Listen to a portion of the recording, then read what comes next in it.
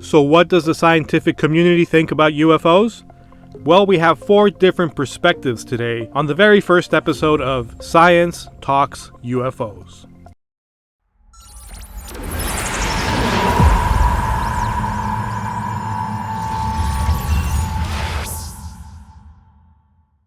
Today we're not going to be analyzing anything or breaking down discussions. Today we're simply here to listen. But please let me know in the comments down below what you think of these perspectives. You'll notice that I'll be doing some jump cuts of the clips, but that's not to alter the conversation to push my own UFO narrative. I'm honestly just trying to get to the important parts of the conversation and highlight the UFO parts. You'll also notice that I'll have to alter the graphics and add some background music so I can bring this information to you and avoid any copyright strikes. So without any further ado, here we go. And there's no telling what spooky things may in fact be true. I mean, I don't know if you've been on the receiving end of recent rumors about our conversation about UFOs very likely changing in the near term, right? But there was just a Washington Post article and a New Yorker article, and I've received some private outreach, and perhaps you have. I know other people in our orbit have. People who are claiming that the government has known much more about UFOs than they have let on until now, and this conversation is about to become more prominent. Yes. And it's not going to be whatever whoever's left standing when the music stops. It's not going to be a comfortable position to be in as a super rigorous scientific skeptic saying who's been saying there's no there for the last 75 years, right? The short version is it sounds like the Office of Naval Intelligence and the Pentagon are very likely to say to Congress at some point in the not too distant future that we have evidence that there is technology flying around here that seems like it can't possibly be of human origin, right? Now, I don't know what I'm going to do with that kind of disclosure, right? Maybe it's going to be nothing, no follow-on conversation to really have, but that is such a powerfully strange circumstance to be in, right? I mean, it's just, what are we going to do with that? If in fact that's what happens, right?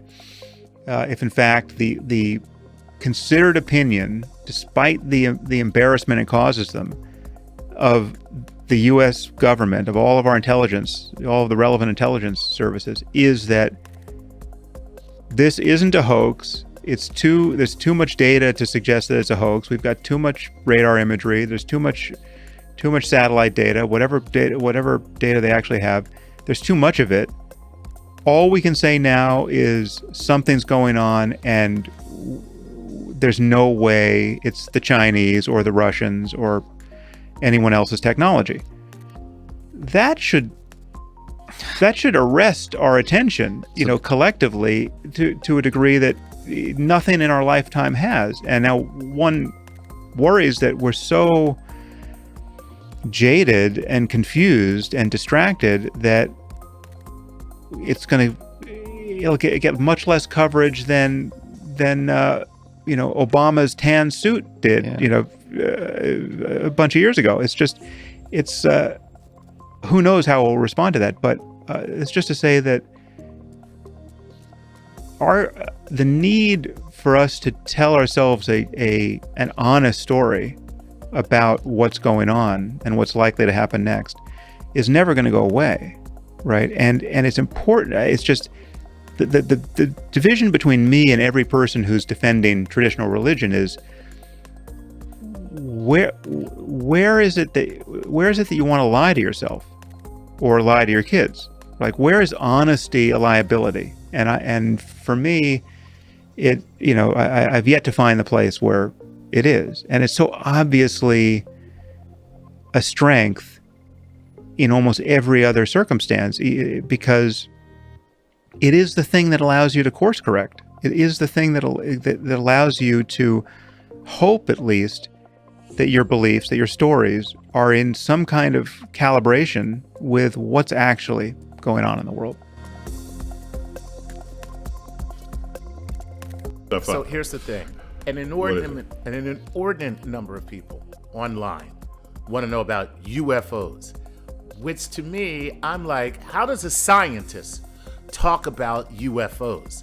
Because Well, just to be clear, could you quantify inordinate? Yeah, well, Isn't there an inordinate number of people online that believe anything? Hubris of us to imagine that aliens would care about us or be curious about us. Right. That's hubris. It's like we're so interesting that another species that can travel across the galaxy is going to study our behavior. When you're walking down the sidewalk and you see a worm, do you pause and say, gee, I wonder what that worm is thinking? This sort of thing. Point is, the advance of science and civilization with it came about primarily because we invented machines to replace our sensory system, because it fails so badly. And look, why do we have whole books on, what do you call them, on optical illusions, right? right. Those are fun. Nobody doesn't love a good optical illusion. Right. And what is an optical illusion? It's, there's a line, and it's simple, right? It's simple line drawing on a white page. Oh, is that line bigger than the other one? I don't know. Are they the same size? Oh my gosh. Look how easy it is to fool you. And this is just a simple line drawing. Now I'm going to have something complicated in Twilight, where in a sky where you've never seen, but and now I'm expecting you to give me an accurate account of what just happened. No. So in science, eyewitness testimony is the lowest form of evidence there is. In fact, it's so low we basically don't accept it. Wow. So when you see people say, this was a Navy pilot who's trained and he's a credible witness for what he saw, you're saying your species check. You're saying that guy is just as much a dumbass as anybody standing on the ground. That Navy pilot or not, being a human being, he's susceptible to the same perception bias that anybody else Perception is. bias. And that's not purposeful, Right. They're not trying to, it's just the consequence of the human being trying to make sense of their world. And when things don't make sense, we have the urge to make it make sense so that we can think about it in some way that's consistent with our life experience. All right. So all I'm asking for is, among the 6 billion images and videos uplifted to the internet every day that are high resolution, it'd be nice if a few of them had an alien getting out of their spacecraft. Or you going up to greet the, give me some footage of that, some high-res videos. But you don't have that. What you have is, lately, fuzzy Navy video, right. Monochromatic. And so you're telling me that the aliens are only revealing themselves to the Navy. Well, that's not a bad place to start. They do have the best uniforms. Plus, if the aliens are everywhere, but do you know how many planes, when we're in full flying mode, you know how many planes are crisscrossing this planet every minute? Right. All right. If there were aliens all over the place, this would be like a major hazard for airplanes. Okay, and we'd be seeing them all the time. All right. So we take this one case out of tens or hundreds of thousands, and it's a weird thing, and nobody can explain it. And all of a sudden, everybody can explain it. So that's I don't know what it is, therefore I know what it is. So, by the way, we as scientists, we'd love to meet the aliens. I have no problems with this. We just need better evidence than your credible witness. I just need better evidence than your fuzzy video. But anyhow, I'm ready for them. Bring them on. And it just seems to me if we'd be visited more than the Navy would notice it. That's all I'm saying. And you think the government is keeping secrets? First, you think the government is competent enough to keep such a secret? If we were stockpiling aliens, you don't think a cell phone image is going to get out of Area 51? Something will get out. You don't really? Right. Really? Do you really think the government is that competent? Really? Anyone who's worked for the government knows differently. And of course the government tries to keep secrets. Of course they try, but anything as juicy as an alien? Plus, If aliens are on their way, do you know how many telescopes we have pointing up to the night sky? Right. Do you realize how much the night sky is being monitored by people other than human beings? Also, do you realize we have cameras pointing downward? You know, Google Earth are downward pointing cameras. Okay? All right? If aliens are landing and taking off, we would have footage. So instead of asking, how come scientists don't agree that what you can't identify is alien, try to think differently about it and ask, if they were aliens visiting Earth, what would that be like? Somebody would see it, somebody would have photographed it, it would have ended up in Google Earth, it would show up in many more airplanes, given how many airplanes fly around the Earth every single hour. Or just think that through. The absence of that level of supportive evidence, for me, is very strong against the alien interpretation of something you can't identify in the night sky. And the title of this essay was, "Why is anomalous evidence so unpopular?" What I mean by that is, if we look a century back, quantum mechanics was discovered completely unexpectedly, and in fact, Albert Einstein resisted the fundamental principles of quantum mechanics and argued that it cannot have spooky action at a distance, and he was wrong. We now have experiments that demonstrate that he was wrong. And so the fundamental lesson from that is we should pay attention to evidence rather than to our prejudice. There used to be people that were very sure about their notion. They were the philosophers during the days of Galileo, and they said, we don't need to look through your telescope, they said to Galileo. We know that the sun moves around the earth, and they put him in house arrest. Now, what did they accomplish by that? They just maintained their ignorance, and the earth continued to move around the sun. So my point is, evidence is always good, and I just cannot understand how if you just look at, online right now, you see a lot of scientists resisting the Pentagon report to Congress stating that there is clear evidence that there are some unidentified aerial phenomena, and we don't know what they are. And so the scientists say, forget about it, business as usual. You just read the tweets of not just scientists, but popularizers of science like Neil deGrasse Tyson. And they just dismiss it, ridicule it, and get away. And the point is, that leaves the public with a lot of room for speculation, and it's an unhealthy situation. What the scientists should do is collect more evidence. Here is some intriguing anomaly that we observe. Let's find out what it's all about. Even if it's as a result of some natural phenomena, that the atmosphere has that we didn't anticipate, then we learn something new. About 18 episodes that were basically inexplicable based on current science and understanding. And so in some ways, this marks an opening of the kimono because this is the first time that there's been a real formal report. On the other hand, it's quite inconclusive. But does it hold the prospect for you of more open data, more scientific analysis possible in these phenomena?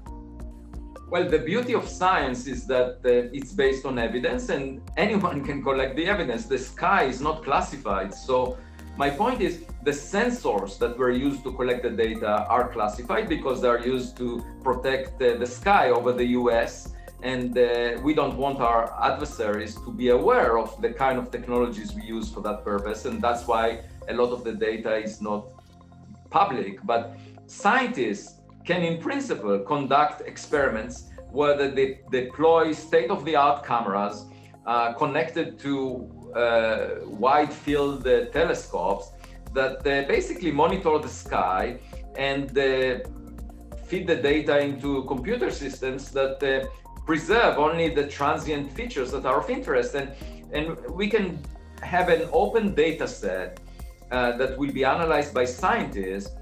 And so my point is that this subject of UAPs is sufficiently intriguing for it to move from the talking points of politicians, military personnel, or national security advisors to the realm of science. The data that was observed and reported in the Pentagon report is that, the vast majority of observations were in and around U.S. military facilities. Now, part of that could be the presence of a lot of sensors there and activity there. The other part could be that, in fact, they're not extraterrestrial in nature, but rather they're unknown objects sponsored by China or Russia or others that have capabilities we're not aware of observing us there. How do you read those anomalies or that paradox? Well, I think it's probably because we are monitoring the sky over these military facilities much more often. If this is a universal phenomena, it should also occur in other countries and should also occur in other places. It's just that we don't have attention dedicated to the sky in those other places. But the point is that some of the objects are definitely real. That was stated because they were detected by multiple sensors, infrared detectors, optical cameras, many independent people identifying the same object doing the same thing. So, and here you have pilots that are extremely reliable in terms of what they report, and a number of them report the same thing. And on top of that, you have infrared and optical cameras and who knows what else that is not being released publicly. And yet you find people that are ridiculing the evidence, basically saying, they don't know what they're talking about. I mean, this is why the aliens have been showing up recently. It's like if you look at, it's probably there's a correlation with a lot of things, but what the ufologists, quote unquote, often talk about is that there seems to be a much higher level of UFO sightings since, like, in the nuclear age. So, like, if aliens were indeed worried about us, like, if you were aliens, you would start showing up when the living organisms have first discovered a way to destroy the entire colony.